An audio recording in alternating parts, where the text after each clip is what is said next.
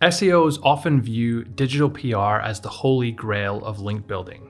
Getting hundreds of links from DR 90 plus sites is a surefire way to improve your SEO. And today's guest has done this for hundreds of sites.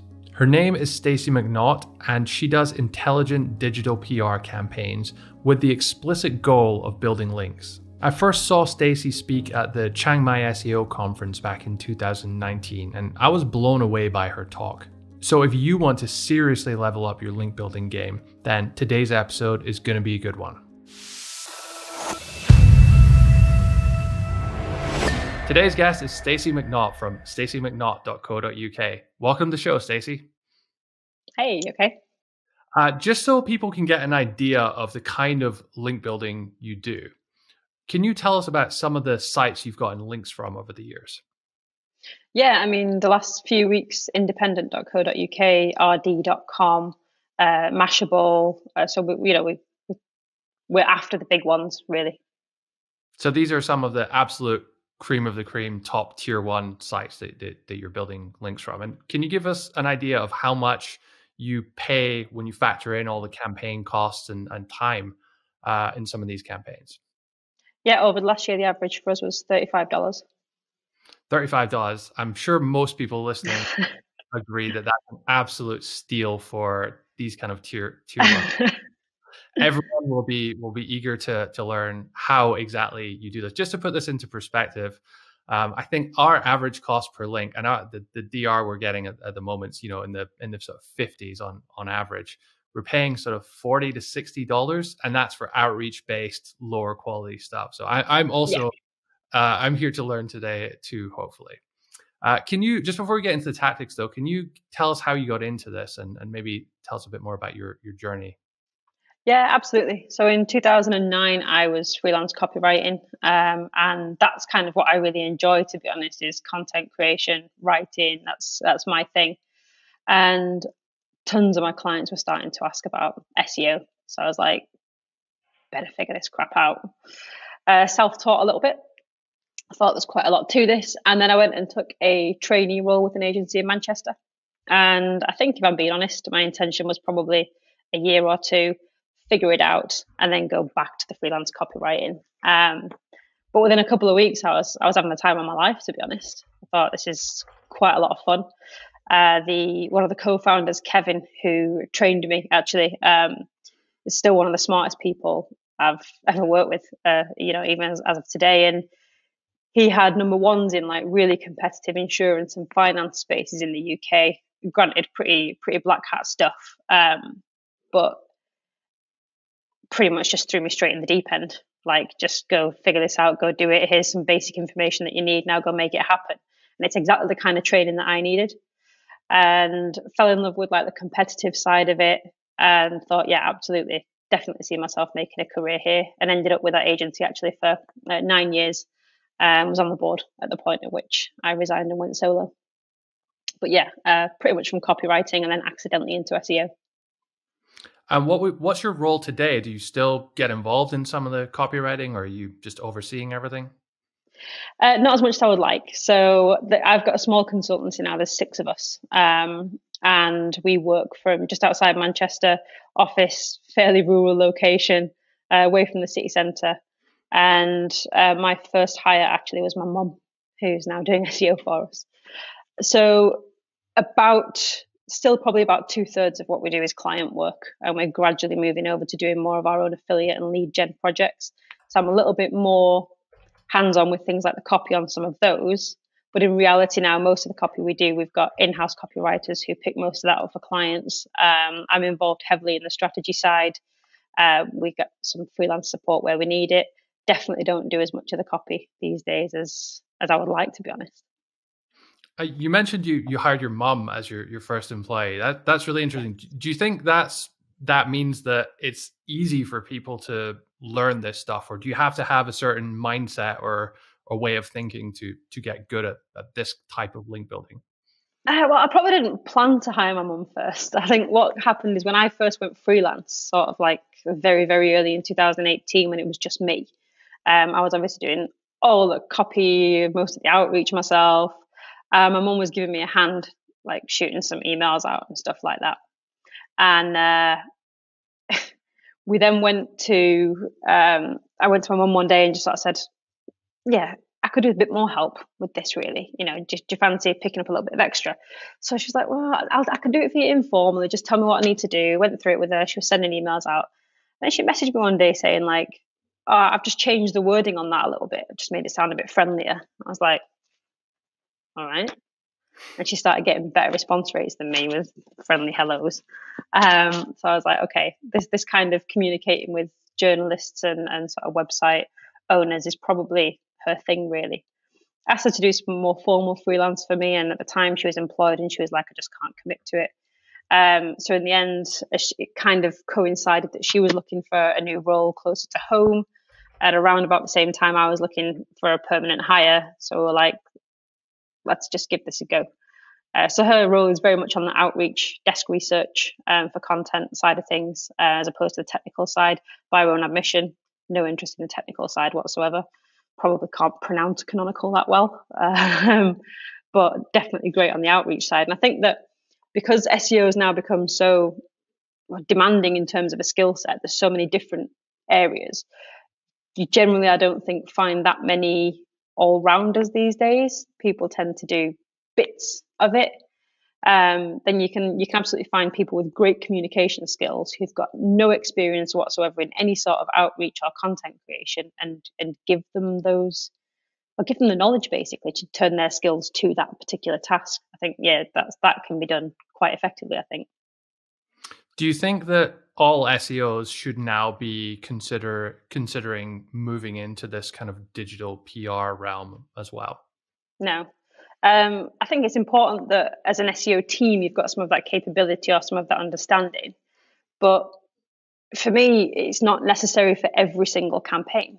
You know, if your job is working with small businesses who've got a local presence and they're competing with other very small businesses whose backlink profile is maybe only made up of 10 or 20 domains, then they don't need to be running thousands of pounds worth of campaigns to land hundreds of pounds, like hundreds and hundreds of links on top tier websites. I think it's all relative. So there's definitely some cases where you need to be doing some of the PRE work, but I don't think it's for all of them. And I think we're actually, as an industry, maybe it's a little bit too eager to jump into selling PR as the answer to SEO problems. So where do you typically start when you're assessing a website, when you're trying to decide, okay, what do I want to do here? Yeah, so I mean, we'll obviously start with things like keyword research, competitor analysis. Our client will give us a list of objectives that we'll reverse engineer into traffic that we need to reach, our audiences we need to reach. And if it's a competitive space, we know that we're going to be very, very quickly looking at backlink profiles. We'll take a look at what it looks like it's going to take to rank based on what competitors have done and where they're currently at. And if you've got a brand who's already done a ton of PR in the past, they've already nailed all these big top tier links. And we see a lot of that, actually. Brands will come to us and say, we've got links on all these sites and we're still not ranking. It's filling in the gaps. So what have they not got yet? What can we improve? We'll usually start with the on-site stuff, at least the very basic on-site stuff, before we do tons and tons of link building. But it's just, I think it's mostly a gap analysis. Like, why is someone doing better than you are? And what do we need to fill those gaps and go one further? And it's not always PR. So specifically, if you're looking at a site that, let's say, doesn't have all of these great links, but perhaps you think needs to, where do you go from there? Do you have an arsenal of tactics which you kind of go through, or what's the thought process? We do, yeah. So for sites that are lagging behind in the link area, we've got a few different tactics we'll use. If they're an e-com site and they've got product that they can place, then we like product placement. So going off to journalists who've done gift roundups or interiors roundups and things like that, and sort of either proactively contacting them and saying, right, we've got this new product that our clients launched or an existing product we think could be perfect for one of your roundups. And the success rates on that can be really high, particularly if you can tailor it for a gifting season. So at the moment, it's mostly we're finding going through client websites and working out what exactly can be pitched as a Mother's Day gift for March. Surprising, everything can be pitched as a Mother's Day gift. So that's always quite a good start point for product. where there's no product. So how do you, just to zero in on that, how do you actually find those journalists? Do you have a system to go through, or do you use Ahrefs, or do you have any other tools that you use? yeah, we use some media databases to find the email addresses once we've found the names. But then actually one of the simplest ways is just to head off to Google News, type in, say, Mother's Day gifts, set the date range for 6 weeks before Mother's Day last year, and see who did the roundups. If you've got, say, a furniture product, let's say you're selling luxury beds, then off you go to Google News. I wouldn't type in luxury beds, because if they've just done luxury beds, they're probably not doing it again next week, but something similar. So, it could be other bedroom furniture, who's done dressing tables. And you'll find a list of Google News websites where they're covering roundups like that. So we'll take the journalist name from there. If the email address is available, great. Otherwise, we'll usually run it through a media database and find it that way. But the Google News route is pretty straightforward. And then actually, a lot of journalists are proactively going out to media inquiry websites and putting out requests for what they want. So the likes of Response Source in the UK, Pressplugs in the UK, HARO and Quoted HARO really, I suppose, in the US, but there's different databases everywhere where journalists are putting the requests through. I mean, over the last 4 or 5 weeks, Response Source has probably sent out about 40 or 50 requests for Valentine's gifts. So that sort of thing is pretty straightforward to reply to. 5 or 10 minute job if you've prepared, a bank of images already. And also for e-com sites, Pressloft is pretty good. So with Pressloft, you just upload all your product images, all your product spec, put the links onto your website, and journalists will either contact you there, or even sometimes just download your images and you find the product has turned up in a roundup somewhere. So yeah, I think, but for me, a good starting point, even with all the tools in the world, it's great to have the likes of Response Source and Pressplugs and people emailing you. It's competitive. If they've emailed, if I've got the email through Response Source, so have the 93 gazillion other people who subscribe to receive them. So your replies have got to be really quick. You know that you're not guaranteed to get in there. The proactive stuff of actually rounding up the journalists that have talked about similar sort of things to you and going to them, I think can be really effective. And even if they're not planning to do the exact thing right now, we've had plenty where they've said, we're not doing that for a while. However, here's a list of things that we have got coming up if you've got clients that meet those needs. And I imagine journalists maybe get a lot of these kinds of emails. Do you have a specific way you approach them so that you stand out, or how do you get noticed? Main thing is going to be the subject there, really. So I tend to go with a get straight to the point. And I think with journalists, there's never really a right or wrong answer. There's probably 10 million things I've been told by one person I should do and by somebody else I shouldn't do. There's journalists who will say, please don't send us attachments. They just clog my inbox. Others are like, just attach a small image. You get people who say, don't give us a how are you doing intro, and others who are like, let's make some small talk. Personally, I think I hope you're well is pretty harmless. And, most of the time I genuinely do hope they're well. So I think the subject is the main thing. And I'm a fan of get to the point. So if it's like I'm looking for a placement in Mother's Day gift roundup, I'd be like, premium product suggestion for Mother's Day gift roundup. And it is that. It's like you know what you're going to get when you open the email.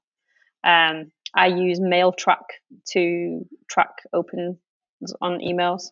And I think if we find after the first sort of 20 or 30 that opens look a little bit lower than we're used to, then you can go and tweak the subject. But it's all in there. And then what we do as well is we're quick.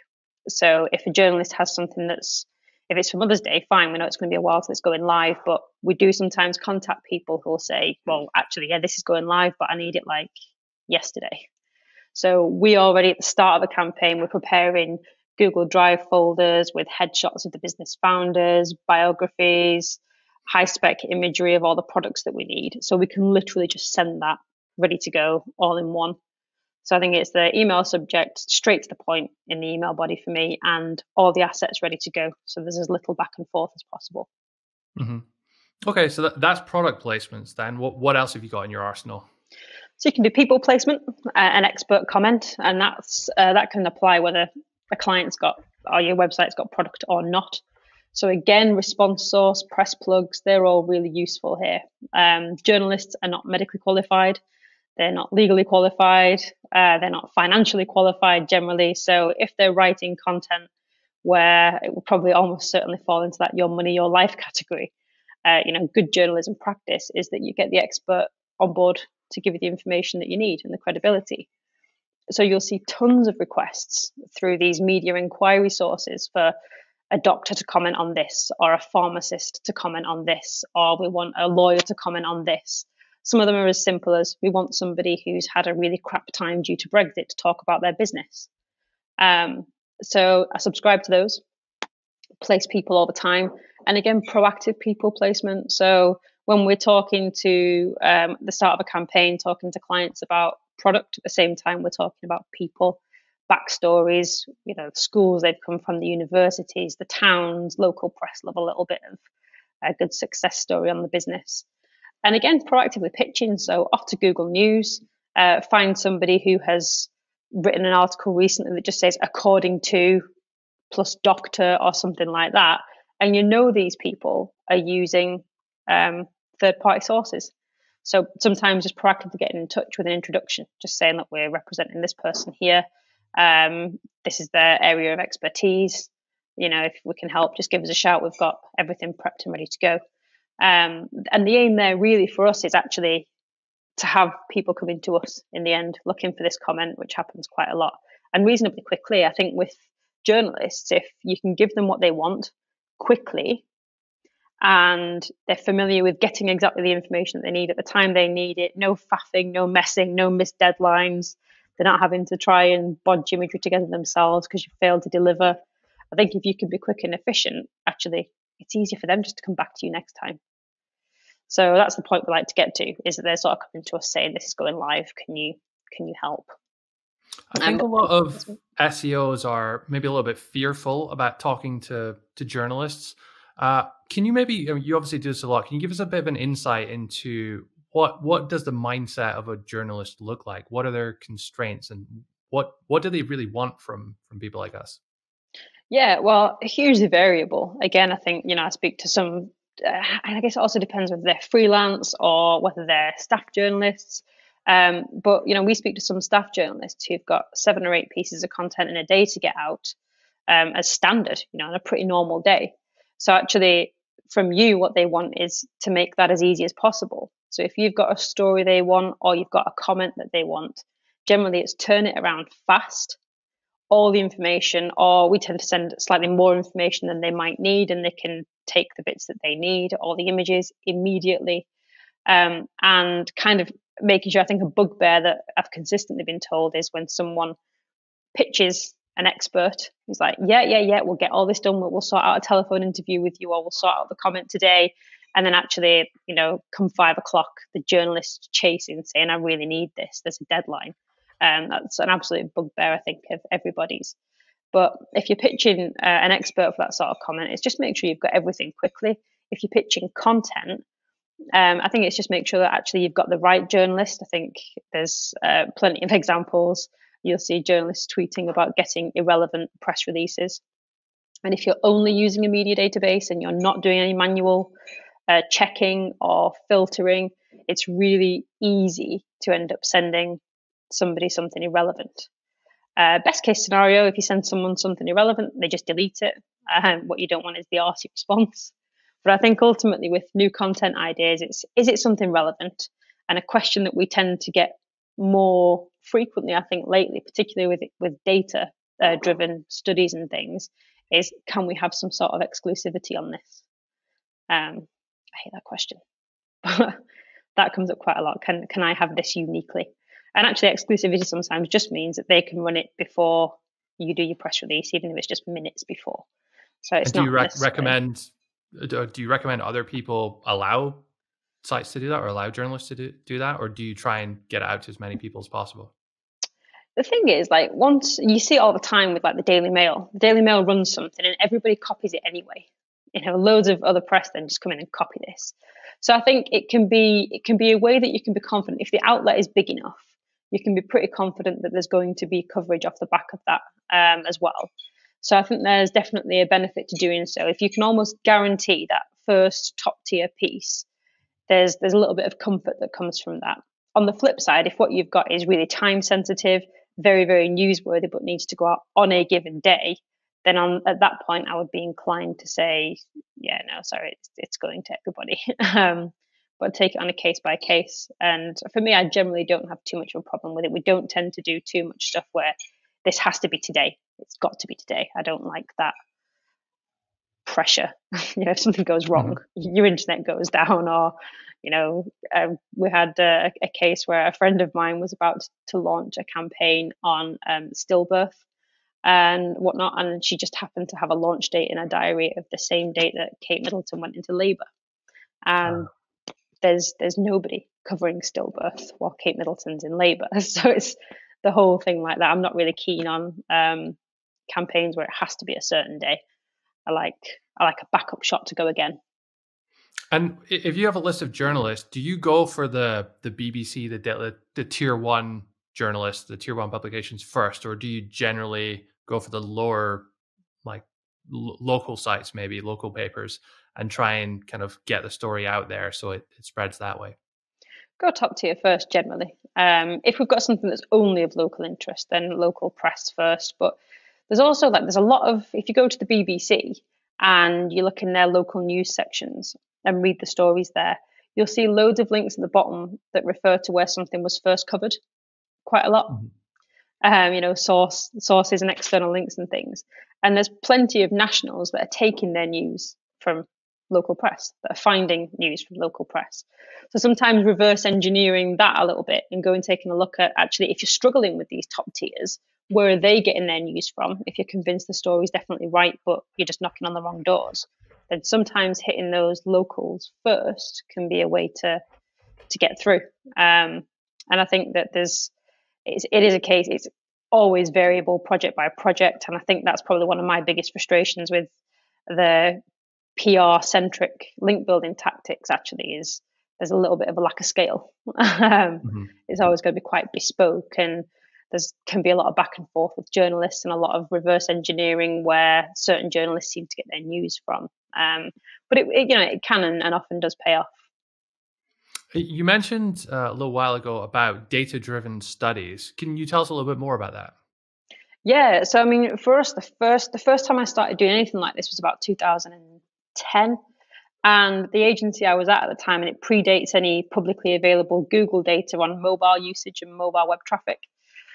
We did a very, very primitive study, which was basically we combined all of the analytics data that we had access to across all of our clients and went back a few months to look at the proportion of web traffic that was coming from mobile and to look at the growth of that. And you're talking sort of 2010, 2011, at which point, obviously, the iPhone was just sort of starting to pick up some real popularity, and obviously web traffic from mobile was hugely on the rise. So we got some quite nice stories, put it out, optimize the thing for things like mobile web traffic statistics and whatnot, and did a little bit of outreach, got some really good coverage, and then started finding competitors linking to our site and links from people who by rights should definitely not want to link to us just because they'd found the stats piece. And then we updated it a few months later. And then not long after that, Google gave us loads of absolute millions of data, and all the Think with Google sections of the website started going live. And there was all this other data that was far better than what we had. So there was no point updating it again by that point. But that had kind of given us okay, actually, if you've got data, people are always looking for a resource, but actually sometimes you can spin that and make it a story as well. And we repeated it in 2014 with a survey-led piece where we questioned people about how many times a day they pick up their phone. But instead of just asking that, we listed all these tasks and said, how many times a day do you do each of these things on your phone? You ask people how many times a day they pick the phone, they're going to underestimate greatly. And we found it was something like 200 and odd times a day, and that one went everywhere. I mean, that was hundreds and hundreds of links in the first couple of weeks and still growing. So then we started doing this for clients everywhere at the agency I was at. You can pretty much make a story out of any piece of data, really, either survey based, or you can use Google Trends or Google Keyword data. There's all kinds of different data banks, freedom of information, that you can use to go and find a little story hidden in a number somewhere. But I think the reason that I've really stuck with data, as opposed to too much else, is the uses that you can have without having to do any outreach. So actually, we do tons and tons of stuff now with data and statistics pieces where we don't do any outreach, and these pieces are getting 100 plus 200 links just because we're treating it like we would a product landing page, but we're optimizing for a different audience. So if we produce one of our editorial sort of test sites is microbizmag.co.uk, and on there we test a lot of statistics pieces. So there's a page on there that ranks pretty well. I might have the featured snippet for startup statistics, and it's a really simple piece. We did a single question Google survey, which cost about $80 maybe, and we did some keyword research, and we used some third-party statistics. It's not mind-blowing. We launched it, and we did a little tiny bit of outreach to one or two sites who wanted to cover the question that we'd asked. We'd asked a question about we'd asked employees whether they had ambition to start their own business. So we found a couple of little sites that were happy for us to write about that, and got the first couple of links manually. And then it started ranking top 10. And obviously, the more these pieces rank, the more people who are searching startup statistics are finding it and linking to it. And then before you know it, you've either got a featured snippet or a position 1 or 2, and it's dealing with links on its own. So I think we're 90 to 100 links on that one now, with literally an hour and a half of outreach at the start, $80 spent on the content plus about 2 hours. And we've repeated that then for different topics. We do this for clients in healthcare, finance. That kind of thing works in any sector, because it's I guess the slight difference between creating a statistics piece to just rank it and let it link passively versus doing the outreach is that when you do the outreach on a statistics piece, you're trying to be the story. Whereas when you just let people link to it, your background, your context, you're a resource.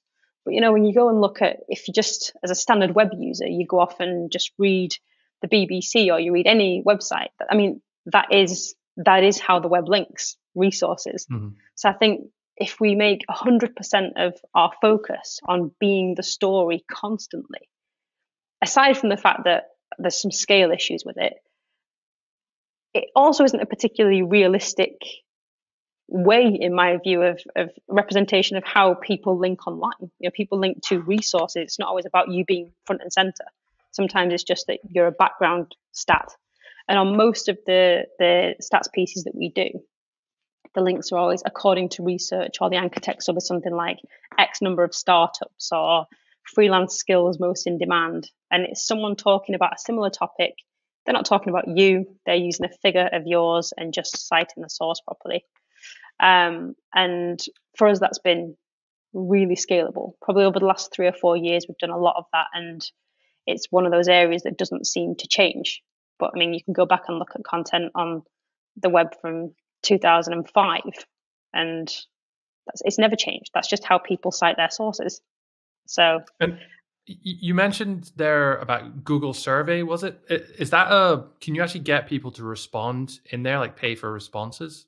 Yeah, it's around about $80 for 1,000 responses with a general really audience. Cheap. It's really cheap. Yeah, it is. Obviously, with different survey, there's loads of different channels for surveys, and you can vary from $80 for 1,000 responses with Google surveys, up to paying a few thousand for a few questions with the likes of OnePoll or YouGov or Census-wide.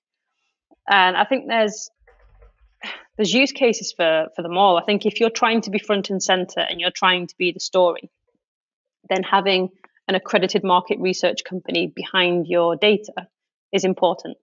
And actually, when we've pitched data-driven stories to press before, particular sort of tier ones, sometimes you will tell us a bit about this study and who did it for you and why, and you get asked for the data and you get asked questions. I actually once had a journalist ask if they could contact the survey provider to verify that they had done the survey. So there's definitely a case for using a big survey company like that if you're doing a PR piece. If it's a piece that you just want to rank and leave, then something like googlesurveys.com is fine. Census-wide now, some of the survey providers now do single question surveys, and they're more like £100 to £200 for 1,000 to 2,000 responses. So you can do content quickly and cheaply. Excuse me. And that way, I think it becomes really feasible to do really low cost data content with a survey. Google Surveys is a winner because you just log in, set it up yourself. You don't have to speak to an account manager. It's just done. Mm-hmm. And what you get back is quite a nice panel. Graphs, I mean, we tend to make our own graphs anyway. And you can manipulate the data in the panel yourself. So the limitation, obviously, if you've ever answered a Google survey, is that you're trying to get to a piece of content when this question flashes up in your face. So you click whatever the hell you have to click to get rid of that and watch the YouTube video you were trying to get to. So I think that's why we generally wouldn't use Google surveys for something we were going to go to press with. Mm-hmm. Okay. And it kind of reminds me of the situation we had with one of our websites many, many years ago. So we had this article about the negative effects of coffee, of caffeine. And it just got so many links. We ranked #1 for that term for a few years, and just got so many links from journalists who would go to Google, search for negative effects of coffee, and then because they're writing an article about it, and then reference it. So do you find that you kind of have to be up there #1, or pay for ads or something to get the kind of like evergreen traffic or evergreen links from those statistics pieces? Yeah, it's definitely about ranking it. So I think that we're at a point now with micro Biz Mag, generally speaking, where if we put something live, it's going to rank on the statistics side. So we don't need to worry about it too much anymore. But we did one for a company called Forthwith Life a couple of years ago on stress statistics. They do home blood test kits. One of their key ones is cortisol. So we talked about stress. And when we first went live with that piece, it's like, well, we're page 2 to 3. It's not going to get anything. Even with stress statistics is quite a large query in the context of stats queries. And we did manual outreach there and landed a few in press, which in turn got that to sort of position 5 and 6. And then once they start picking links up themselves, it kind of becomes self-fulfilling for a period. But we've done plenty where we've worked on sites that have no visibility yet, and yet ads are a really good way to go first. The limitation being, if it's a really low volume query, then actually sometimes you just can't even get your ad to show. Google does this thing where, now you can't have that one, but you could just rank for this massive broad query that, covers everything instead. But if you've got a big enough query on the stats side, and it's not just stats, like templates work well, things like negative effects of caffeine, people, health related research content, that stuff tends to, if you've got enough volume and you can advertise on it, then absolutely perfectly valid way to get that same traffic. I think what we tend to do as SEOs, and you see this all the time, people will do a PR piece that's data driven and it's really good and absolutely smashes it in the press. And then you go back to it and look 6 months later, and the link profile is very much that there were all these links over that week or two and then nothing since. And it can just be something as simple as the title is something creative they came up with in a creative meeting. It doesn't say statistics, it doesn't say facts, it doesn't say data. And you just know, and we've tested it on some clients' pages before, just change the page title. And that piece ranks for statistics queries and then continues to passively generate links afterwards. And I think it's because I don't know whether it's because it's different teams. I'm not sure why it happens, but if we're doing keyword research for a commercial landing page on one of our own sites or a client site, then every SEO everywhere is going off and finding the keywords that people are typing. They're thinking about search intent. They're thinking this person wants to buy this thing. And I think as an industry, we're shit hot at that. There's so much amazing content out there now and great examples of smart keyword research. And everyone's got a pretty good understanding, I think, of search intent. And then when we do these PR pieces, it's like we just forget all that. It's like, oh, it sings and it dances and it's great and it looks fab and it's made the news. But actually, if you bring it back to basics, it's kind of the same thing for us. We're still trying to win a certain audience who are in search. we're not expecting them to buy something. We're trying to find people whose search intent is to find a resource. And I think that actually there's tons of creative content happens in this space that does a job from a PR point of view and then stops generating links the moment it's finished because that bit hasn't been done. And I've never really been able to figure out why that doesn't get done. But I think probably if you go and look at any of the data-driven stuff that makes the news today or that's made the news in the last 6 months, and you go and look at the website and look at the asset on that company's website, in definitely over half of those cases, I'd be confident that you'd find the page has not been optimized to have any long-term rankability or to drive traffic long-term. And I can't get my head around why it happens because as SEOs, they're good. Do you think it's maybe because like agency PR type people tend to focus more on like the short-term wins and showing what they can show maybe for the length of their 6-month or 1-year contract versus, you know, if you're doing it for your own site, you'd care more about the long term rather than just the short term? Yeah, I think there's definitely a part of that. We see it within houses as well. And I'm not sure whether it's because it does sit with PR teams as opposed to traditional SEO teams. I think a lot of it would depend on how you structure something. Like in here, we all work in the same space. You know, everyone's obviously outside of COVID, got a few working at home at the minute, but everyone's in the same space. So it's like you can shout something across. If someone's working on a PR piece of content, it's like, do you fancy just looking some keywords up for me for this?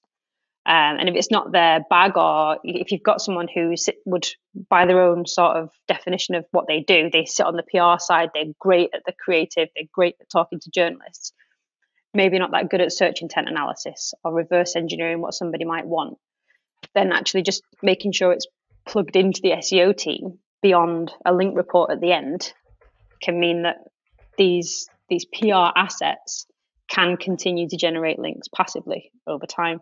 And that's where your real scale comes in, I think. And it's quite a difficult sell for myself when we're doing our own websites to sort of, I don't do much digital PR at all on our own assets.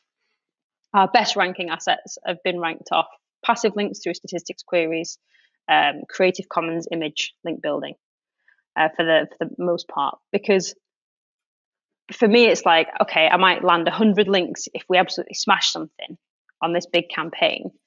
It could take days and days, and there's all these fancy graphics, or we could just do this on a much smaller scale and rank it. And okay, it might take longer to get there, but then those 100 links might happen over a year rather than over the week. But then tomorrow I can put another piece out, and the day after another piece out, and scale that way. And for me, that just is much more practical and much more enjoyable. I think outreach actually is. I really don't like outreach, and I really don't like doing it. I really don't like making people do it. I just don't enjoy the process. And I think if I can build links with as little of that as possible, then I'm all for it. So tell us more about this Creative Commons image link building then. Yeah, this is my favorite, I think. So again, going back probably close to 10 years that we've been doing it, with the idea being just that you create a bank of images that you license under Creative Commons, distribute them in such a way that they get picked up. And we use Flickr for that. I could talk about that in a minute. And people just use Creative Commons images as they do on blogs, news sites, business websites, pick up Creative Commons images. The idea is that they credit you with the link as per your attribution request. And in 96% of cases, they won't do it right the first time.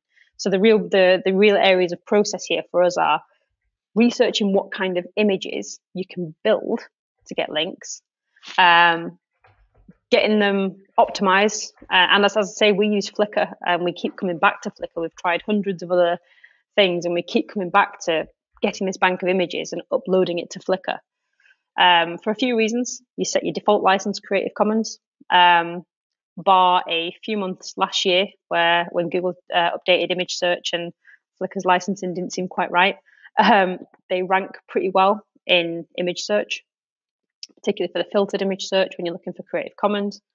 And there's a ready-made audience there. And, you use your title. Your Flickr title when you're uploading becomes the page title. Your Flickr description becomes the meta description.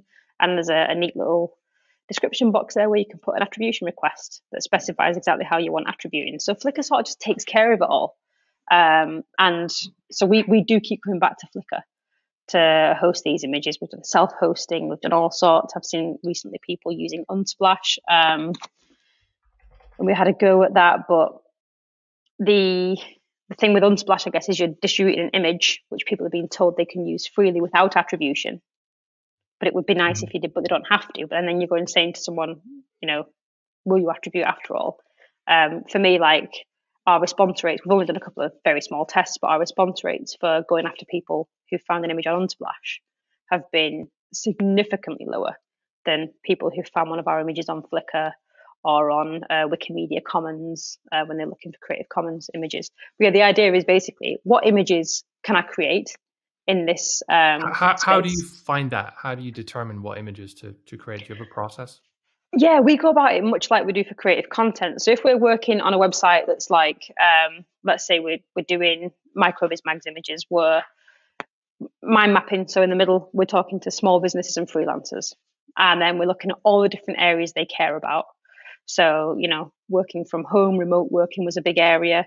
They care about building a website, marketing, HR. And then we look at different images we could produce in those areas. And one of the biggest areas that we looked at actually for Biz Mag earlier on this year was we did a bank of work from home images. Probably the same week that work from home was not enforced, was issued as guidance in the UK. And so the timing was really good for that sort of thing. But we'll mind map it the same as we would the content. So these are the topic areas that we're interested in. Then we'll go off to Google and we'll start typing into Google some of those keywords around that topic to see what images already rank in image search, whether they're any good. If we filter by Creative Commons, you often find that there's loads of images for a normal image search, and then as soon as you filter by Creative Commons, everything disappears and you're left with a load of crap. So we'll use that as a starting point then to say, actually, in these topic areas, these are the keywords where people might be looking for images that don't have much Creative Commons imagery. There's not much there. So then we know loosely what kind of keyword we'd like to meet the intent of with our image. So we know roughly what kind of topic images we want. Then a bit of inspiration, we'll go off to like Alamy or Shutterstock or Getty and take a look there for those kind of keywords. What images are showing up? Which ones are the best sellers? What are people prepared to pay for? So what kind of do quality those sites have statistics on which ones are the best sellers? We reverse image search them. So we'll just do a quick Google reverse image search and see which ones are most in use. Nice. And that gives us an idea as to what kind of imagery people actually want and are prepared to pay for. And that then becomes the basis of a list of images that we're going to go off and produce. And most of the time for us, it's like, it can be done, it can be done in a light box.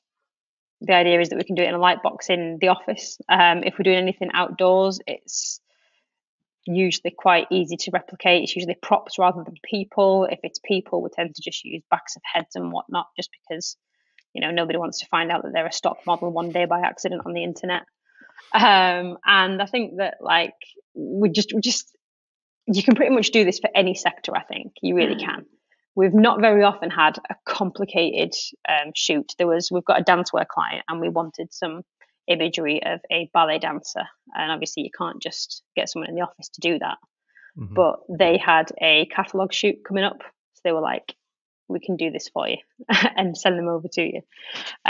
But okay, I think I'm going to put you on the spot here. So let's say we had a paintball website. How would you do it for that?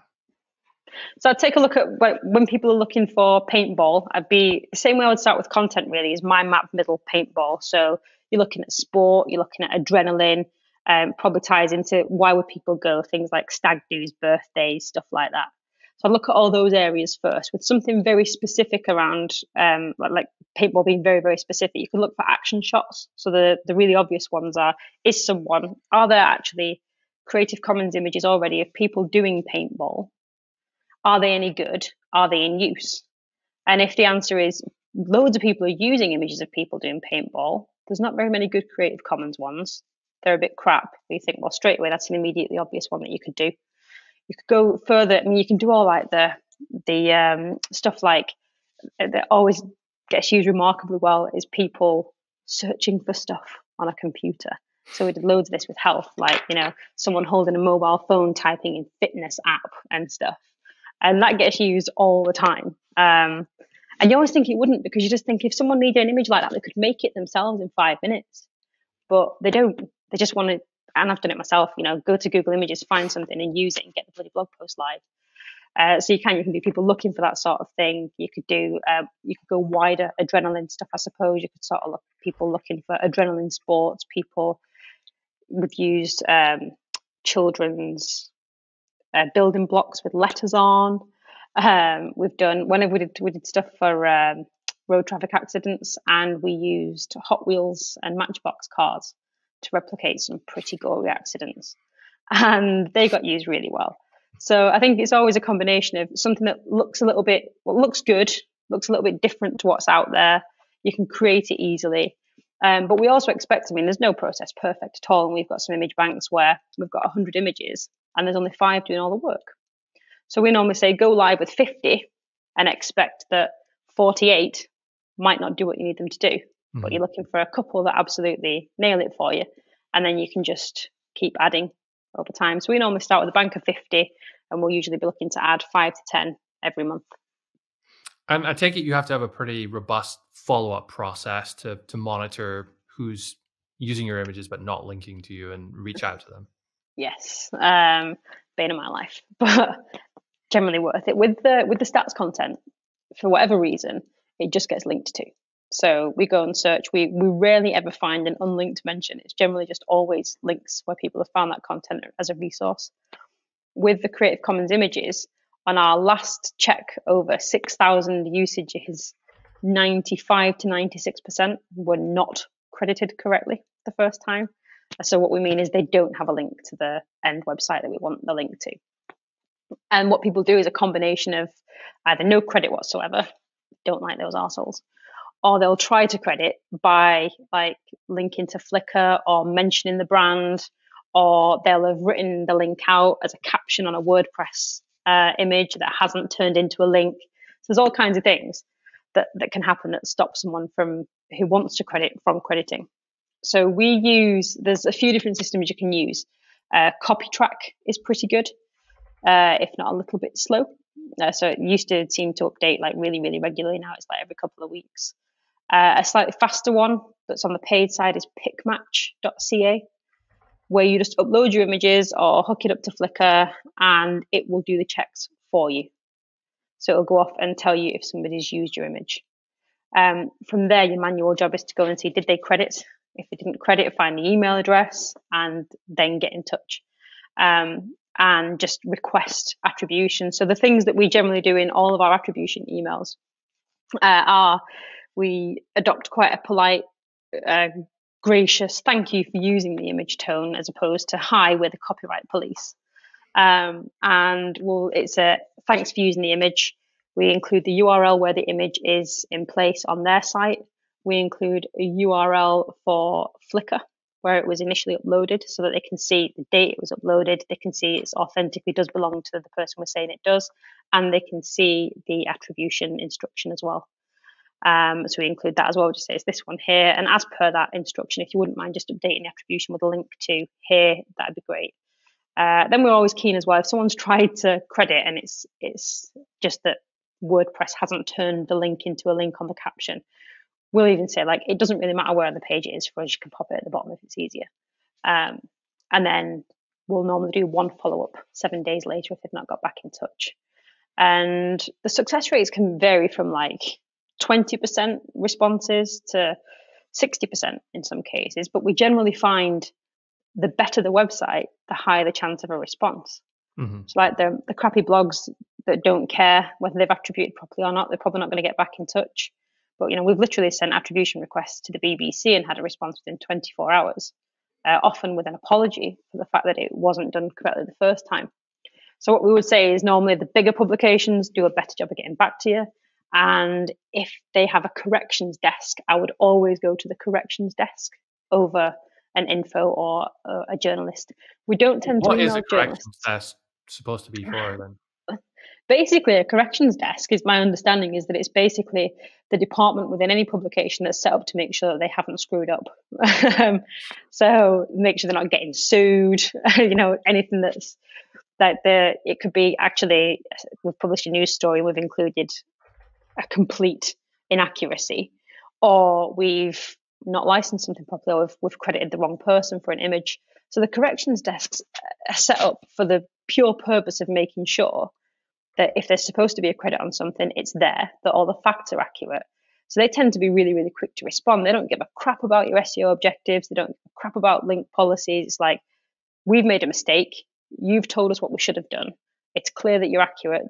All the information is there, predating our post, and it generally gets corrected quite quickly. The journalists, I find, particularly a lot of freelance journalists, don't even have the access to go in and make the changes.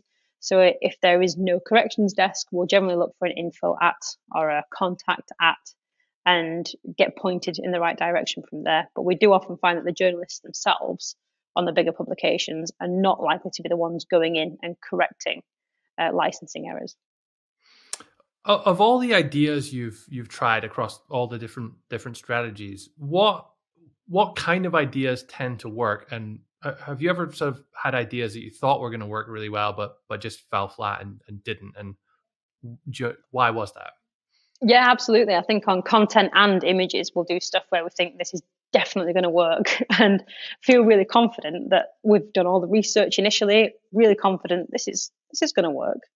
And then it just doesn't. And I think sometimes you can reverse engineer it and you can sort of say, well, actually, do you know what? It was something we did. So I was involved in a campaign a few years ago with an agency, and it was about children's screen time. Probably going back, it was 5 or 6 years now. And it felt like it should work. The data was all really good. Everyone was really confident about the data.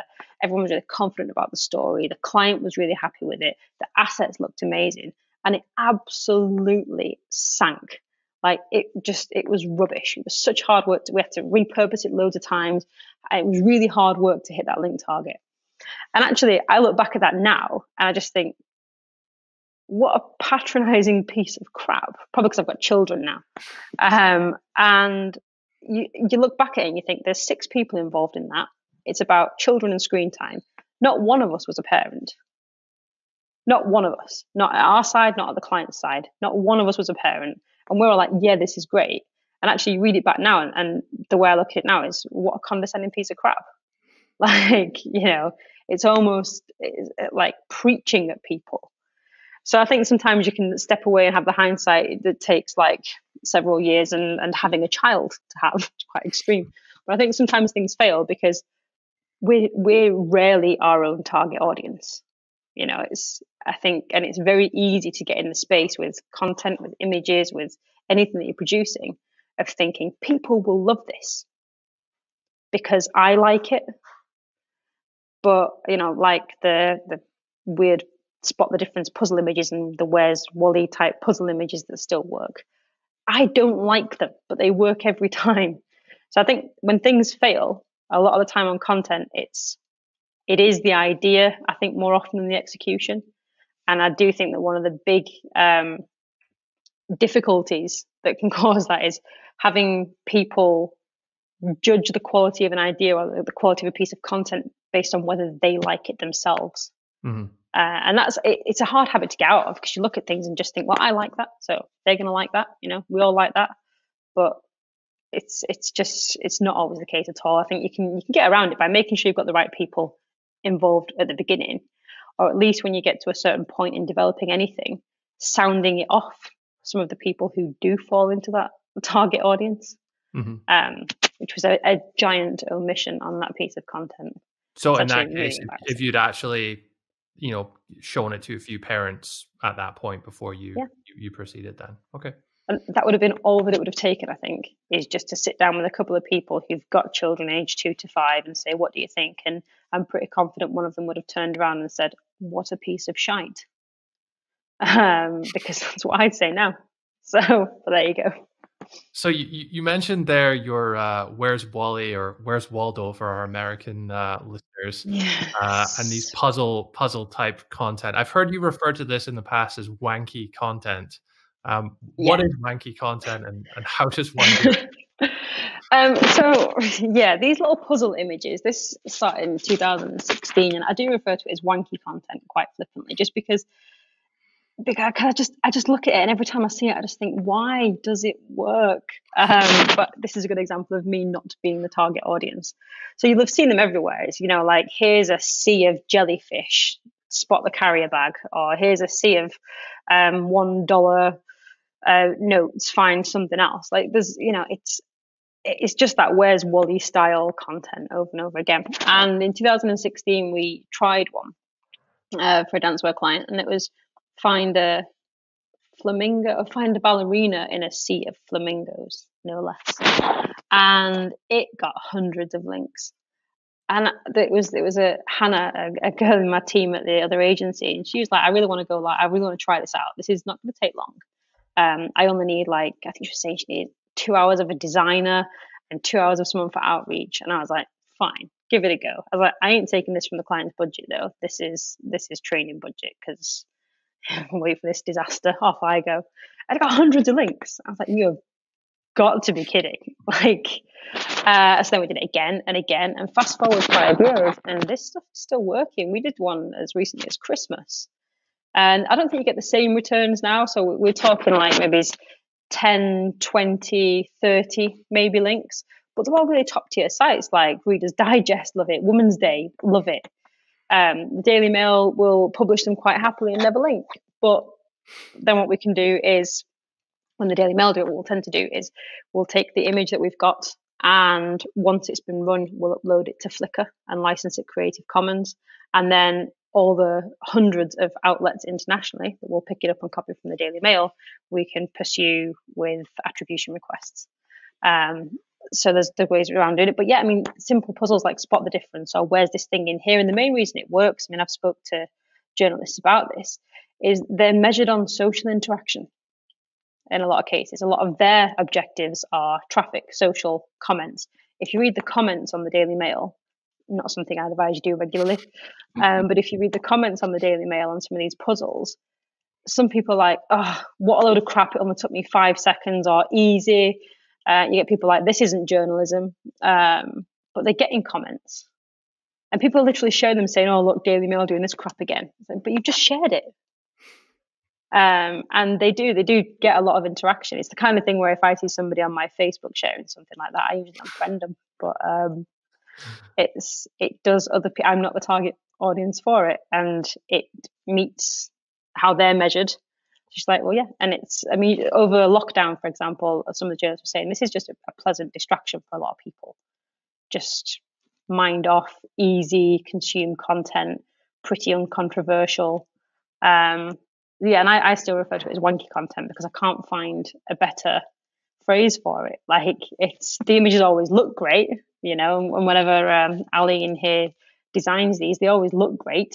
So it's certainly no reflection on the design, but it's just why does it work? I don't know why it works. It still works. It's and for as long as it does, we'll continue to do it. Is a approach there then also to go with like a reverse engineer what works and maybe adapt it to your industry, or is there any special tactics for coming up with the idea here? Yeah, we do like to keep it relevant where we can to what the client does. So if it's a dancewear client, there's usually like a ballet shoe hidden in something, or a ballerina, or a tutu, so that at least you've got something that you can very loosely tie in and suggest is relevant.